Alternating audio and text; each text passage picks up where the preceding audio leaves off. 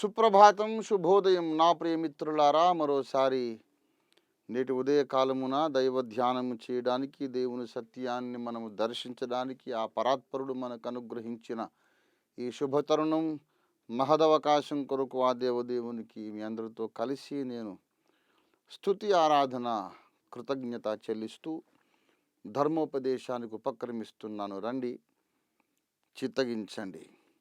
నేటి మన ధ్యానము కొరకు మూలవాక్యంగా పరిశుద్ధ బైబిల్ గ్రంథములోని కీర్తనల గ్రంథం 53వ కీర్తన మొదటి వచనములోని మొదటి భాగం మాత్రమే చదువుతున్నాను. చిత్తగించండి. దేవుడు లేడని బుద్ధిహీనులు తమ హృదయములో అనుకొందురు. ప్రియమిత్రులారా, చదవబడినటువంటి ఈ లేఖన భాగము క్రీస్తుకు పూర్వం 1000 సంవత్సరాల క్రితం రాయబడింది. అంటే అది పురాణ ఇతిహాసాల కాలం, మన భారతదేశ చరిత్ర ప్రకారం మనం చూసుకుంటే రామాయణ కాలము అని చెప్పుకోవడానికి అవకాశం ఉంది. ప్రియులారా, 1000 సంవత్సరాలు BC 1000 ఏళ్ల క్రిందట ఇక్ష్వాకు వంశపు రాజులు, సూర్యవంశపు రాజులు భారతదేశాన్ని పరిపాలించినట్లు చరిత్ర చెబుతుంది. ఆ కాలములో దాదాపుగా ఇదిగో ఈ కీర్తన దావీదు భక్తుడు రాస్తున్నాడు. దేవుడు లేడని బుద్ధిహీనులు తమ హృదయములో అనుకుంటూ ఉన్నారు.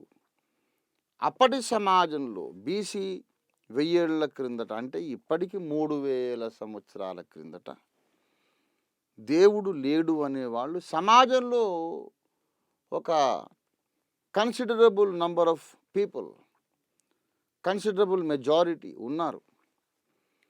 దేవుడు లేడు అనేది నిన్న మొన్న ఏ డార్విన్ గారితోనో లేకపోతే కార్ల్ మార్క్స్ గారితోనో ప్రారంభమైనటువంటి ఆలోచన కాదు.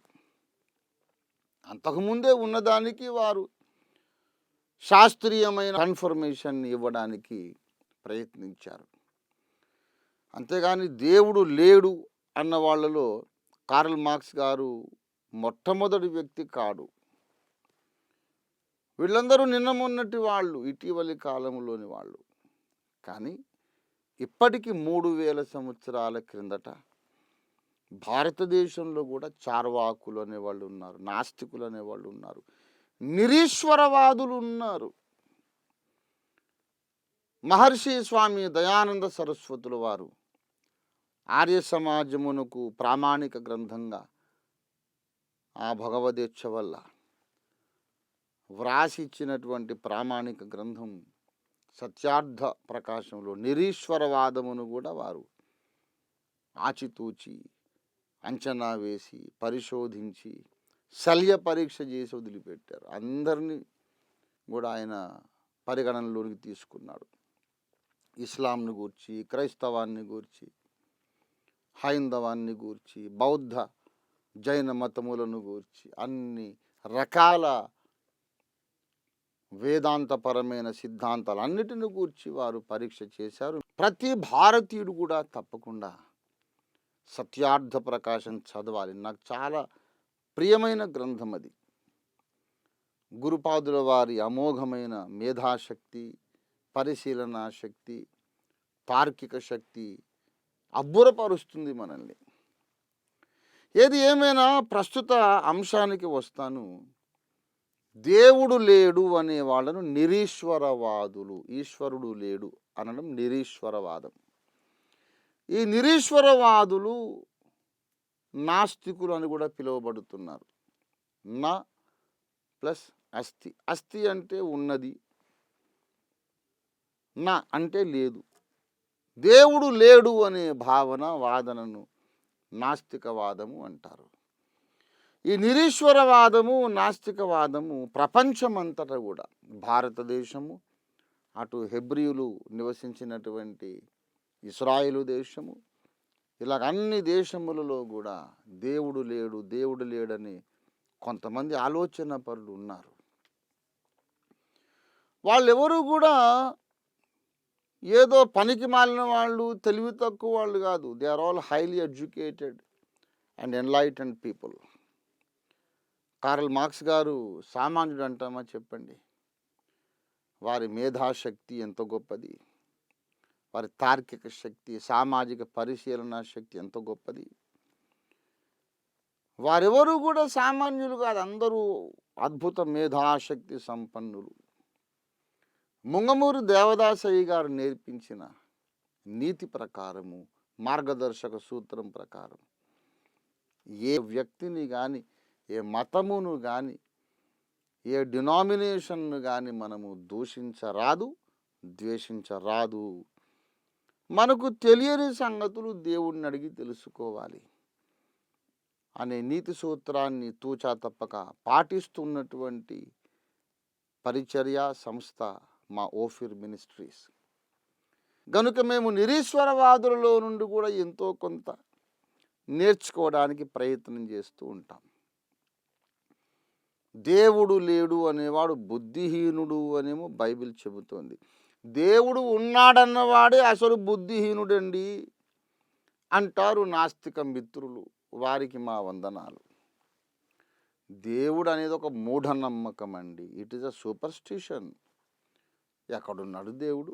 ఏడి ఉంటే కనిపించాలి కదా. ఎక్కడున్నాడో చెప్పగలరా? అడ్రస్ తెలుసా? ఎలా ఉంటాడో తెలుసా? మీరు చూసారా? నాకు చూపిస్తారా?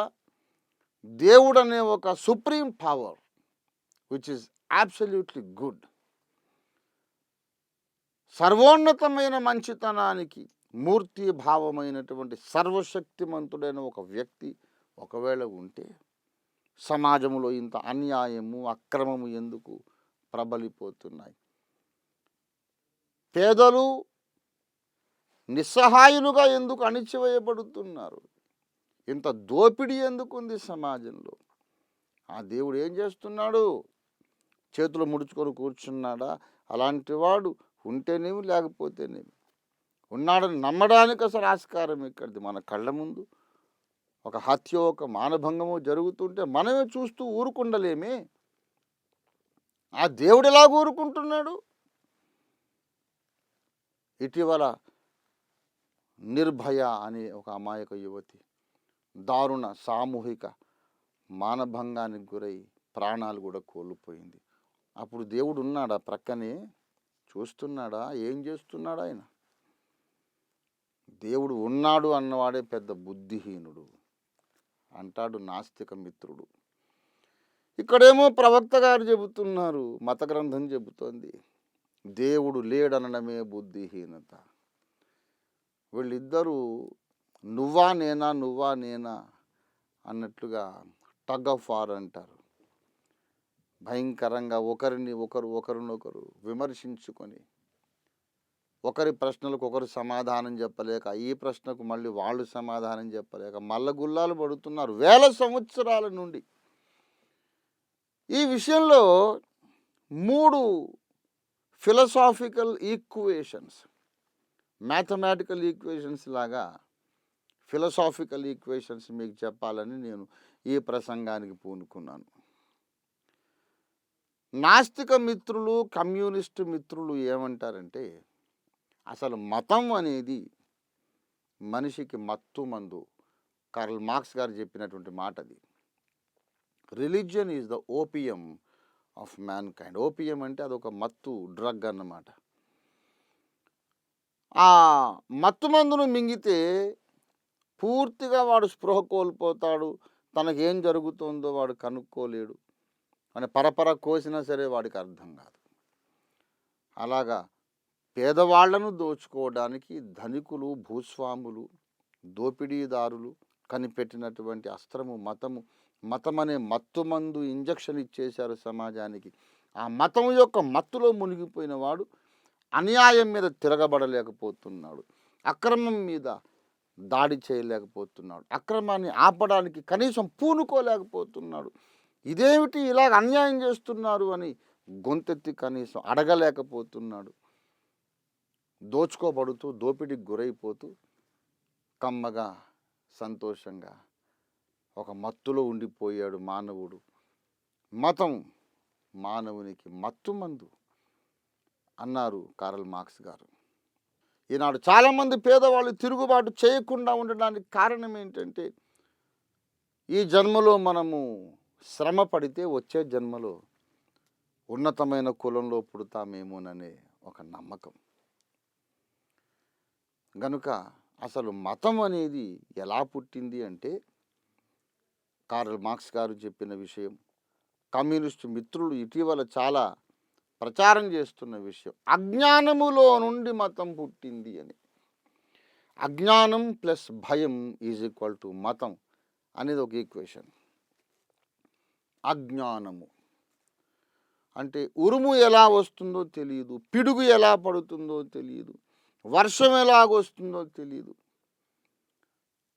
ఆ అజ్ఞాన దశలో వర్షం వచ్చి ఊళ్ళు ఏళ్ళు వరదలు వచ్చి కొట్టుకుపోతున్నాయి గనక వర్షం ఒక దేవుడు అనుకున్నారు. అజ్ఞానం ప్లస్ భయం ఈజ్ ఈక్వల్ టు మతం అన్నారు.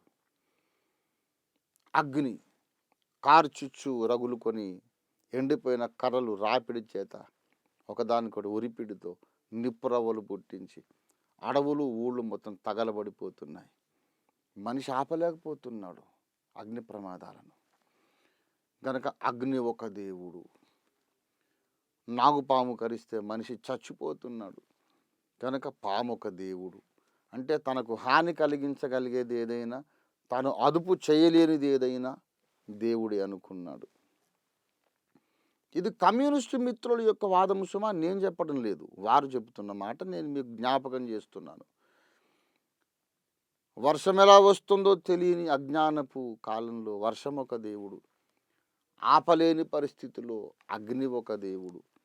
అలాగే భూమి, సూర్యుడు, చంద్రుడు, నక్షత్రాలు అందరూ దేవుళ్ళు అయిపోయారు. జ్ఞానము లేనప్పుడు, సైన్స్ డెవలప్ కానప్పుడు. గనక అజ్ఞానం ప్లస్ భయం మతం. చచ్చిపోతే ఎటు వెళ్ళిపోతాను, నరకానికి వెళ్ళిపోతాననే భయం. ఈ భయముతో దేవుళ్ళను పుట్టించారు. ఇది ఒక ఈక్వేషన్. నేనంటున్నాను అజ్ఞానం అనేది మానవ సహజం. అజ్ఞానం అందరికీ ఉంది. నాస్తికుడికి మాత్రం పూర్తి జ్ఞానం ఉందా చెప్పండి? నాస్తికుడు సమాధానం చెప్పలేని ప్రశ్నలు ఎన్నో ఉన్నాయి. అసలు మొట్టమొదటి ప్రాణి ఎలా పుట్టింది? అలాంటి పరిస్థితులలోనే నీవు ల్యాబొరేటరీలో కెమికల్ కాంపోనెంట్స్ అన్ని సరిగ్గా మిశ్రమము చేసి ఏకకణాంగ జీవిని పుట్టించగలవా? వీళ్ళు కోరుకున్నటువంటి అమీబాలో ఉండే రసాయనాలన్నీ కలిపితే ప్రాణం లేని ఒక ముద్ద తయారవుతుంది, చైతన్యం ఉండదు. ప్రాణం ఎక్కడి నుంచి పుట్టింది?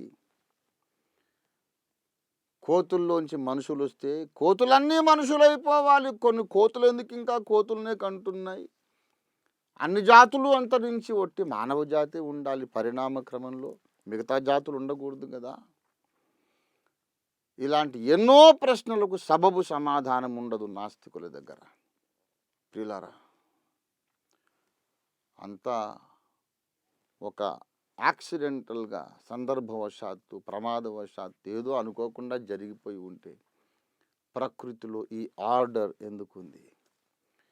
ఇదే గంప మీద ఒక 100 బత్తాయి పళ్ళు పెడతాను, బయటికి వెళ్ళి వస్తాను, భూకంపం వచ్చి గాలి చేత ఏదో ఒక వస్తువు ఎగిరి దీన్ని కింద పడవేసిందనుకోండి, 100 బత్తాయిలు చెల్లాచెదురుగా పడిపోతాయి. కానీ పదేసి బత్తాయిలు 10 వరుసలుగా క్రమంగా పేర్చబడి కింద పడవు. అనుకోకుండా పడే వాటికి క్రమం ఉండదు, ఆర్డర్ ఉండదు. ఈ విశ్వంలో ఎంత ఆర్డర్ ఉంది, క్రమం ఉంది. గనుక దేవుడు ఉన్నాడు అని నమ్మడానికి నాస్తికునికి కొన్ని కారణాలు ఉన్నాయి. గనుక దేవుడు ఉన్నాడని నమ్మడానికి ఆస్తికునికి కూడా కొన్ని కారణాలు ఉన్నాయి. గనుక నేను చెబుతున్నాను, నాస్తికుడు కూడా అన్ని ప్రశ్నలకు సమాధానం చెప్పలేడు. కానీ అజ్ఞానము ప్రక్కన భయం ఉన్నప్పుడు మతం పుట్టింది. అజ్ఞానము ప్రక్కన అహంకారం ఉన్నప్పుడు నాస్తికత్వం పుట్టింది. తన అజ్ఞానము దాచిపెట్టుకోవడానికి, నన్ను మించిన అతీత శక్తి ఏదో ఉన్నది అని ఒప్పుకోవడానికి మనిషికి అహం అడ్డొచ్చింది. అహంకారముతో నన్ను మించిన శక్తి ఏదీ లేదు, నేనే అన్నిటికంటే సుప్రీం ఈ ప్రకృతిలో అనే అహంకారముతో పుట్టింది నాస్తికత్వం. నేను చెబుతున్నాను, అజ్ఞానము ప్లస్ భయం ఈజ్ ఈక్వల్ టు మతం. అజ్ఞానము ప్లస్ అహంకారము, గర్వము ఈజ్ ఈక్వల్ టు నాస్తికత్వం. మూడవ ఈక్వేషన్, అజ్ఞానము ప్లస్ యథార్థమైన అన్వేషణ, దీన మనస్సు, సాత్వికము, దైవ సాక్షాత్కారము ఈజ్ ఈక్వల్ టు క్రైస్తవ్యము. మతం వేరు, క్రైస్తవ్యం వేరు. క్రైస్తవ్యం అంటే అన్ని ప్రశ్నలకు సమాధానము తానే అయి ఉన్న దేవుడు ఒక మనిషికి సాక్షాత్కరించి అతన్ని జ్ఞానముతో నింపడం. క్రైస్తవ్యం అనగా దేవునితో సమాధానపడి జీవించటం. క్రైస్తవ్యం అనగా ఆ దేవుడు కార్చిన పరిశుద్ధ రక్తములో తమ జన్మ కర్మ పాపములు పరిహరించుకొని దేవునితో చెట్టపట్టాలు వేసుకొని జీవితయాత్ర నడవడం, అది క్రైస్తవ జీవితం. క్రైస్తవ్యము భయము నుండి పుట్టలేదు, దేవుడు బయలుపరిచిన సత్యము నుండి క్రైస్తవ జీవితం పుట్టింది. గనక మతాలు వేరు, క్రైస్తవ్యం వేరు. దేవుడు నరావతారం ఎత్తి ఆయన శిలువ మీద మన కొరకు బలి అయి చనిపోయి తిరిగి లేచి ఆయన చేసినటువంటి యజ్ఞము ద్వారా మనము ఆయన మీద విశ్వాసం ఉంచినప్పుడు మన పాపాలు పరిహారం అయిపోతున్నాయి. అప్పుడు మనము దేవుని పిల్లలమైపోతాం. కనుక ప్రియులారా, మనుషులము గనుక మనకు అజ్ఞానం ఎలాగూ ఉంది. ఏ మతస్థుడైనా, నాస్తికుడైనా, ఎవరైనా జవాబు చెప్పలేని ప్రశ్నలు ఎన్నో ఉన్నాయి. క్రైస్తవుడైనా, ఏ మతస్థుడైనా, నాస్తికుడైనా అన్ని ప్రశ్నలకు సమాధానం చెప్పలేడు. నాస్తికులను అడుగుదాం, విశ్వంలోని సకల సంగతులు నాకు తెలుసు అని నువ్వు చెప్పగలవా అంటే చెప్పలేనంటాడు. అన్నీ నీకు తెలియదు కదా, నీకు తెలియని సంగతులలో ఒకటి దేవుడు అయి ఉండొచ్చు కదా అంటే ఏమో అయి ఉండొచ్చునండి అంటాడు. ఎవ్వరూ సర్వజ్ఞులు కాదు. మతవాదులు కానీ, దైవభక్తి పరాయణులు కానీ, నాస్తికులు కానీ నాకు అన్నీ తెలుసు అని ఎవరూ చెప్పలేరు. అజ్ఞానం అనేది కామన్ ఫ్యాక్టర్. అజ్ఞానం నుండి ఒక దిశలోకి వెళ్ళి భయములోనికి వెళ్ళిపోతేనేమో మానవ కల్పిత కథలతో కూడుకున్న మతాలు పుట్టినవి. అజ్ఞానము నుండి అహంకారం అనే రూట్ తీసుకున్నాం అనుకోండి, నాస్తికత్వం పుడుతుంది. అజ్ఞానము నుండి యథార్థమైన అన్వేషణ అనే రూట్ తీసుకున్నాం అనుకోండి, దేవుడు శిలువలో చేసిన యజ్ఞం మనకు ప్రత్యక్షమవుతుంది. అప్పుడు మనం దేవుని పిల్లలమవుతాం. ప్రభుని యేసునందు విశ్వాసం ఉంచండి. మీ అజ్ఞానాన్ని కూడా రక్షణకరంగా మార్చుకోండి. దేవుడు మీకు సహాయము చేయునుగాక. ప్రార్థించుకుందాం. ప్రేమ కలిగిన మా మహాపరిశుద్ధ తండ్రి, ఈ దినమున మీరు పంపించిన శుభవర్తమానము, సువర్తమానము కొరకు నీకు వందనాలు. విన్నవారందరూ రక్షణ పొంది ధన్యులగుటకు, మీ రాజ్యవారసులగుటకు కృప చూపమని